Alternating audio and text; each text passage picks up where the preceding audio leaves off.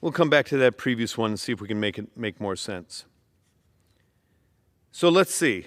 The left has been in control here for, what are we, about 18 months? So since President Biden was sworn in, anyone off the top of your head, before looking at the slide, how much has been added to the deficit? So under unified Democrat control, how much have we borrowed? Remember, you have a president who almost gleefully gets behind a microphone and says, I've lowered. Well, that's because some of the borrowing during the pandemic was insane. We've borrowed $4.8 trillion.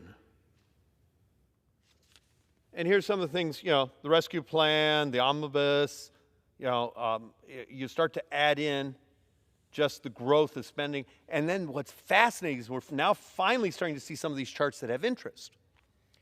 One of the reasons I wanted to touch on that, you do realize our borrowing costs today have almost doubled. Actually, I think they've more than doubled since the day President Biden was sworn in.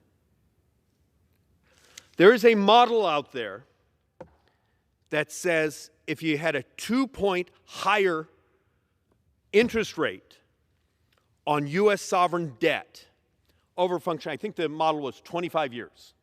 2-point higher. Do you understand? We're 2 points plus higher right now, but if that were to be sustained for about 25 years, at the end of that 25 years, every dime of tax receipts from this government pays nothing but interest.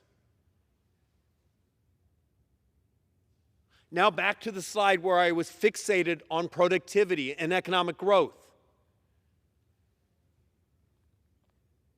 Are you getting the pitch? If we would stop the clown show and start to fixate on things that help people, and is helping people really Republican or Democrat? Because this place isn't doing it. We subsidize people. We sure hand out a hell of a lot of checks. But almost none of that makes society healthier and more productive. There is a path. And when you start to see things like this and realize when we factor in the new interest rates, the amount of just the financing, just the financing on $4.8 trillion of additional borrowing we've done in the last 18 months. When the 2-year today was 3.5? Still going up? Why isn't there a sense of worry around here? I mean, you all walk around with these cell phones, there's calculators on them.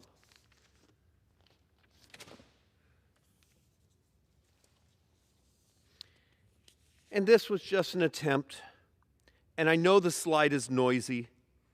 We were just trying to work in what are the components of GDP now. If right now, let's see if I can make this make sense.